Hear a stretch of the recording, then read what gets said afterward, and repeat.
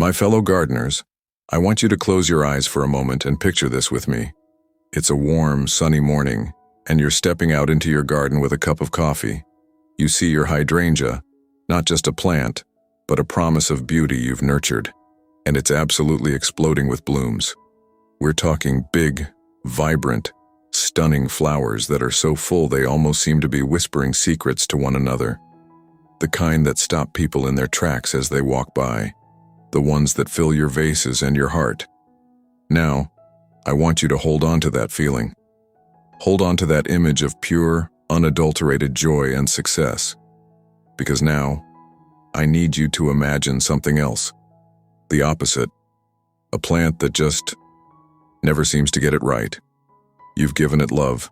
You've given it water. You've talked to it for goodness sake. But the leaves are yellowing, the buds are limp, and the blooms are nothing more than a few sad, faded memories of what could have been.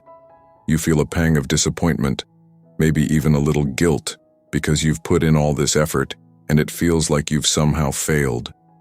You're not alone.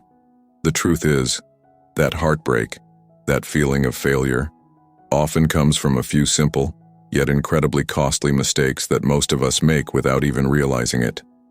Mistakes that are robbing you of those breathtaking blossoms. Today, we're going to pull back the curtain on these garden secrets. We're going to uncover the 5 biggest mistakes people make when planting hydrangeas, and more importantly, we're going to fix them together. I promise you, by the end of this video, you will have the knowledge to transform your hydrangeas from struggling plants into the showstoppers you've always dreamed of. And trust me, you'll want to stay until the very end, because mistake number 5 is a sneaky one. It's the one even the most seasoned gardeners overlook, and it's likely the one that's causing you the most heartache. Mistake 1. You're giving your hydrangea a sunburn, or a cold shoulder. Let's dive right into the very first and perhaps most common mistake. It's all about location, and it's a decision we make right at the beginning that can have a domino effect on the rest of the plant's life. I've seen it time and time again. A friend calls me, their voice laced with frustration. My hydrangeas are all wilted and brown. It looks like they're dying. Or, why aren't my hydrangeas blooming? It's been years. And 9 times out of 10, the problem isn't a lack of effort, it's a lack of understanding about where these beautiful plants truly want to live. You see, hydrangeas are Goldilocks plants. They don't want too much of anything.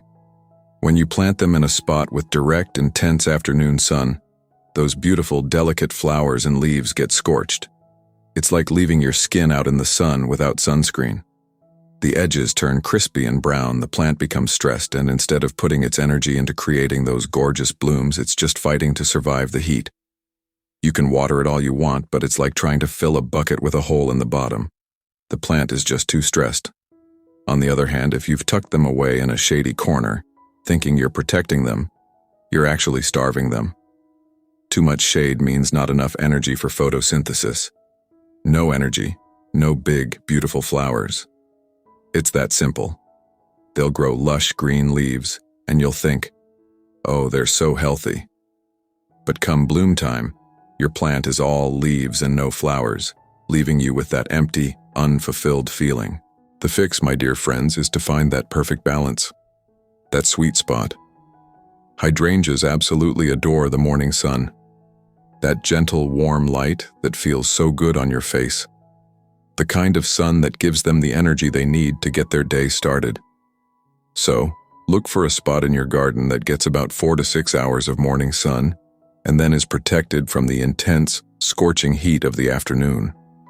A spot on the east side of your house, or maybe under the light canopy of a tall tree, can provide this perfect mix. This isn't just about a plant, this is about giving your hydrangea a comfortable, happy home, a place where it can flourish and not just exist.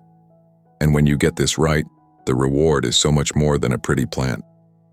You'll find yourself with fuller, more vibrant flowers with far less stress on the plant. You won't have to rush out with the watering can at the hottest part of the day. You won't have that lump in your throat every time you see a brown leaf. This one simple adjustment saves you effort, time, and that little bit of heartache. It's about working with nature, not against it, and seeing your garden and your spirit thrive as a result. Now, if you thought this mistake was a common one, wait until you hear the next one. This one catches almost every gardener off guard, and I bet you've done it without even realizing it. So, stick with me. We're just getting started. Mistake 2. The silent chokehold. The buried secret picture the day you brought your new hydrangea home. It's a bundle of hope in a plastic pot, isn't it? Full of potential. You want to give it the very best start in its new home. So, you dig a nice deep hole. You think, I'll bury it nice and deep. Give it a good solid anchor so it won't ever fall over. It feels right, doesn't it? It feels like you're protecting it, securing its future. But here's the painful truth. By doing that, by planting it too deep, you're actually doing the opposite. You're slowly, silently choking the life out of your plant. The base of the stem, what's called the crown, needs to be at the soil's surface to breathe. When you bury it, you cut off its oxygen supply. The roots, which are meant to spread out and take in nutrients, are suffocated under a heavy layer of dirt. It's a slow death. You'll see the plant struggle, looking weak and stressed, and you'll wonder why. You'll give it more water, more food, thinking it needs help. But all the while, the real problem is hidden beneath the soil. It's a heartbreaking irony, isn't it? The very act of care is the thing causing the most damage. The fix for this is so simple it might just surprise you. When you're ready to plant, look at the root ball in the nursery pot. See where the soil level is? That's your guide.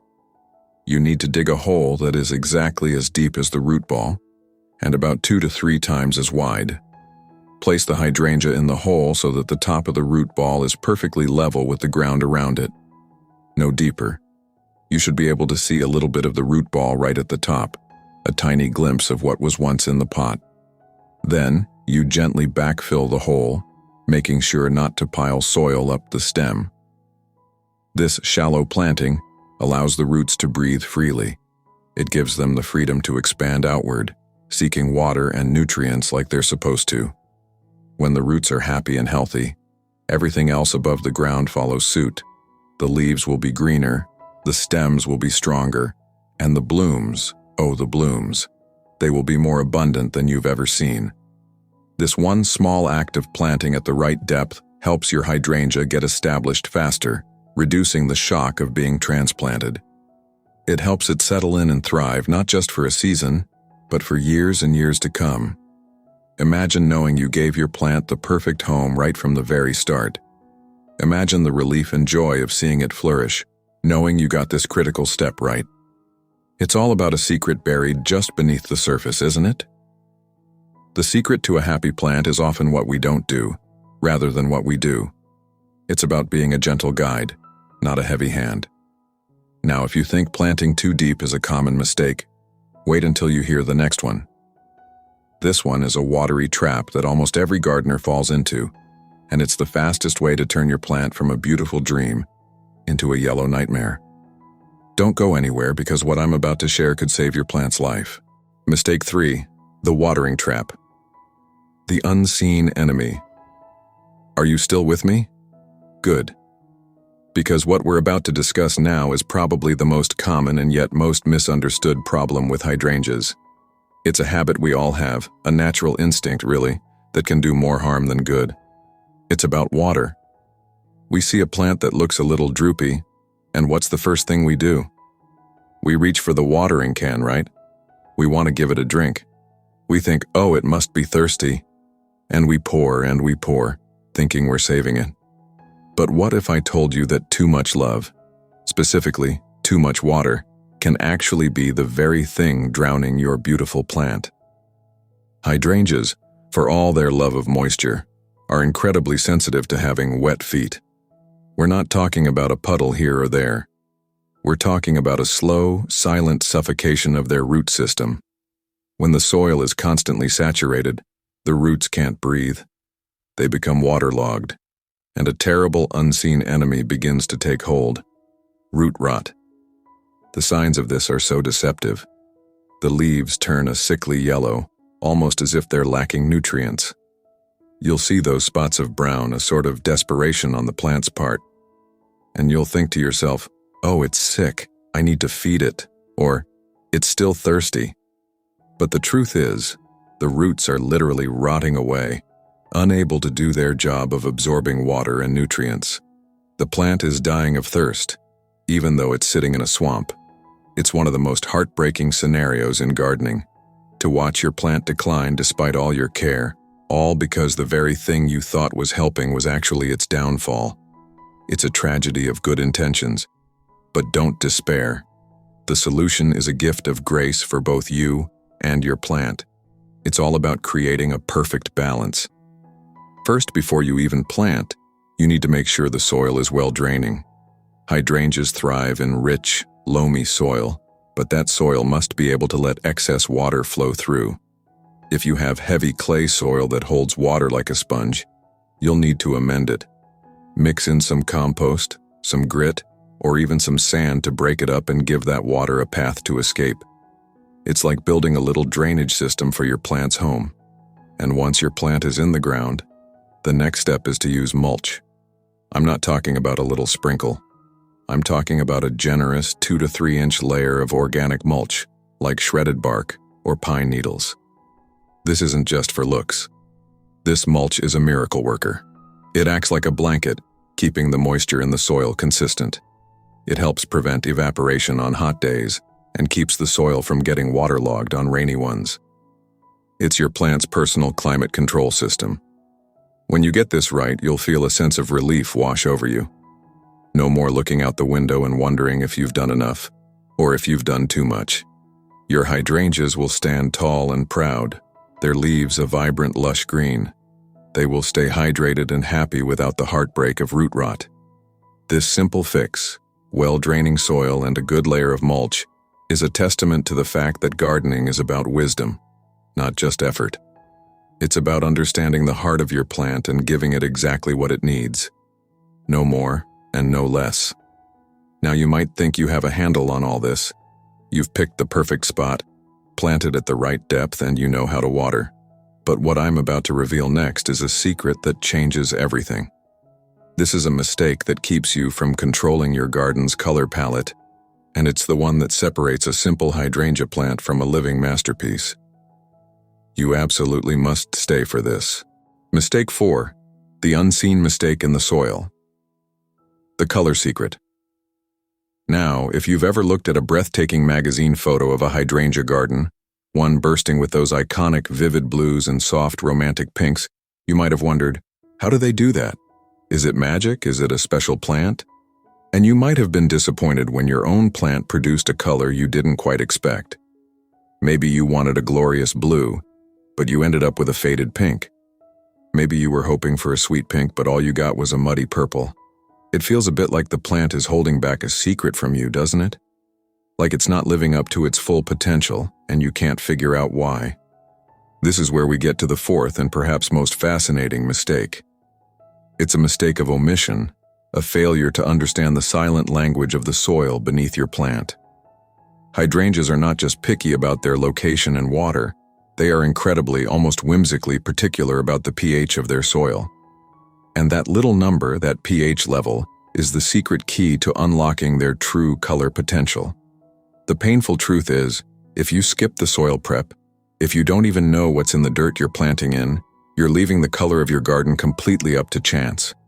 You're planting a lottery ticket, not a masterpiece. A soil that is more acidic, a lower pH, will produce those jaw-dropping, vibrant blue blooms. A soil that is more alkaline, a higher pH, will give you the stunning pinks. And a soil that's right in the middle, that's where you get those muddy, indecisive purples that don't quite satisfy. You're giving your hydrangea all this care and love, but because you missed this one crucial step, you're missing out on the joy of a truly spectacular, controlled color palette. But here is where you take back control. Here is where you become the artist of your garden. The solution is simple, and it starts with a little bit of knowledge. You can buy an inexpensive soil test kit from any garden center. It's a small investment that gives you immense power. You simply take a sample of your soil and the kit tells you the pH. Once you have that number, you know exactly what to do.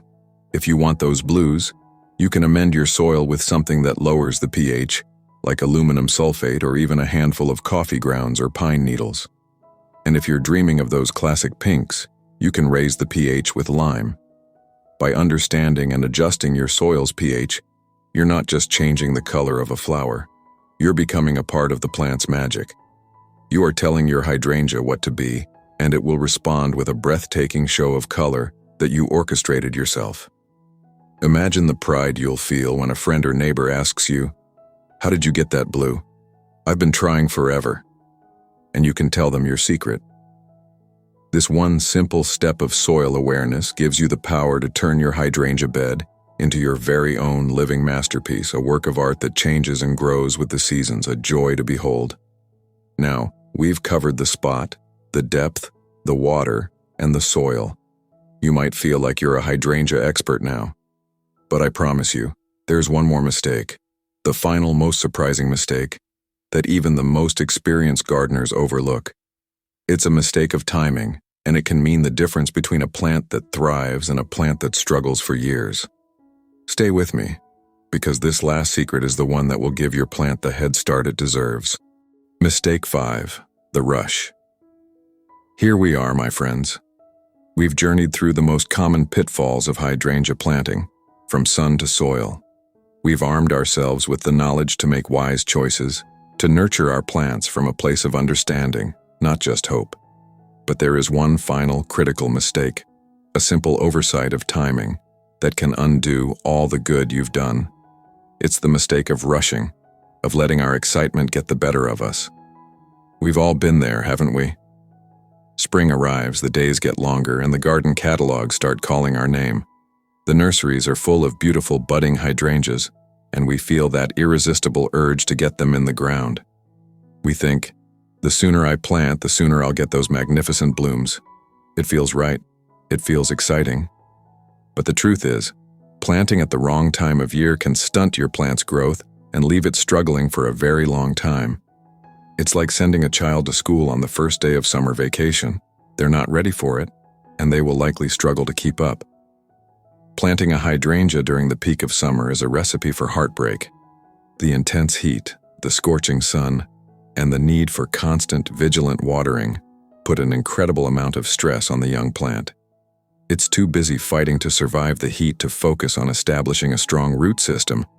It will wilt, it will droop, and you will spend the entire season nursing it along, feeling that familiar pang of disappointment every single day. The secret to success, the key to giving your hydrangea a head start, is to plant it when the weather is mild and gentle. The best times are early spring or early fall. In the spring, the ground is soft and workable, the air is cool, and the rains are frequent. This gives your new plant a chance to gently wake up and start setting its roots before the summer heat arrives. It can focus all its energy on getting comfortable in its new home. And in the fall, it's a completely different kind of magic. The air is crisp, the soil is still warm, and the plant can spend the entire season quietly building a robust root system beneath the surface, getting ready to explode with energy and blooms the following spring. By waiting for the right moment, you are giving your hydrangea the ultimate gift. Time. Time to settle in, time to establish, and time to become the strong, healthy plant you know it can be. This one simple act of patience will reward you with healthier blooms, season after season for years to come.